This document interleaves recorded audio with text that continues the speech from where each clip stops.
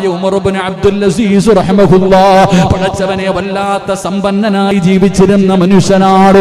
പക്ഷേ വിവാഹം കഴിഞ്ഞ് ഒരു കൂരയ്ക്കകത്താണ് മഹാനവറുകൾ കഴിഞ്ഞിരുന്നത്. അതാ വിവാഹം കഴിഞ്ഞ് മണവാട്ടിയായി ആമിന ഫാത്തിമ എന്ന് പറയുന്ന ഭാര്യയാണ്. ഫാത്തിമ എന്ന പെണ്ണാണ് വീട്ടിലേക്ക് കടന്നു വന്നത്. അല്ലാഹുവേ, രണ്ടുപേരും കൂടെ മണിയറയ്ക്കകത്തിരിക്കുമ്പോ മണിയറ മറക്കാൻ കഴിയുമോ? അതിരാത്രി മറക്കാൻ കഴിയുമോ? ഉമർ ഇബ്നു അബ്ദുൽ അസീസ് തങ്ങളുടെ പ്രിയപ്പെട്ട ഭാര്യയായ ഫാത്തിമ ബീവി ഉണ്ടല്ലോ, മണിയറയ്ക്കകത്ത് കടന്നു വന്നപ്പോ രണ്ടുപേരും ഇങ്ങനെ സംസാരിച്ചു കൊണ്ടിരിക്കുമ്പോ അതാ തന്റെ പ്രിയപ്പെട്ട ഭാര്യയോട് പറയുന്നു, ഫാത്തിമ,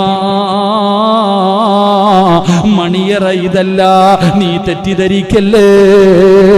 തന്റെ ഭാര്യ അവിടെ നിന്ന് സംസാരത്തിന്റെ ഇടയില് ഉമർ ഇബ്നു അബ്ദുൽ അസീസ് തങ്ങളോട് അവിടെ നിന്ന് ആദിരാത്രിയിൽ സംസാരിക്കുമ്പോ ഇത് മണിയറയാണല്ലോ എന്നൊന്ന് ചോദിച്ചപ്പോ ഉമർ ഇബ്നു അബ്ദുൽ അസീസ് തങ്ങൾ പറഞ്ഞു കൊടുത്തു, ഫാത്തിമ,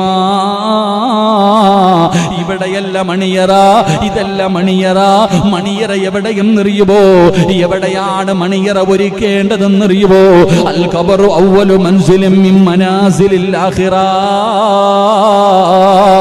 എന്നെയും നിന്നെയും ഒരു ദിവസം വെള്ള തുണിയിൽ പൊതിയുമല്ലോ, മയ്യത്ത് കുളിപ്പിക്കുമല്ലോ, എന്നിട്ട് അവസാനം 6 അടി മണ്ണിന്റെ അകത്ത് കൊണ്ടുപോയി കബറിന്റെ അകത്ത് ഇറക്കി വെച്ചിട്ട് പലകയെടുത്ത് നിരത്തി മണ്ണിട്ട് മൂടിയിട്ട് എല്ലാവരും പിരിഞ്ഞു പോകുമ്പോ ആ കബറിന്റെ അകത്ത് 2 മലക്കുകൾ വരും. ഫാത്തിമ,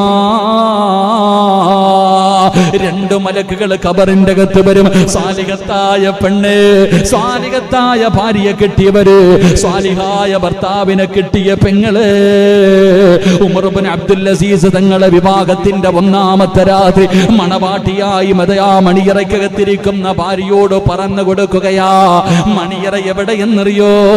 കബറിന്റെ അകത്ത് വരുന്ന മുൻകറും നക്കീറെന്ന് പറയുന്ന 2 മലക്കുകൾ കബറിന്റെ അകത്ത് വന്നിട്ട് അവസാനം അവര് പിരിയേണ്ടത് എങ്ങനെയെന്നറിയുമോ?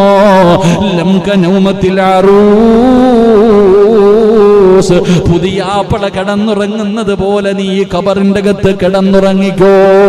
അവിടെയാണ് മണിയറ ഒരുക്കേണ്ടത്, അവിടെയാണ് മണിയറ ഒരുക്കേണ്ടത്.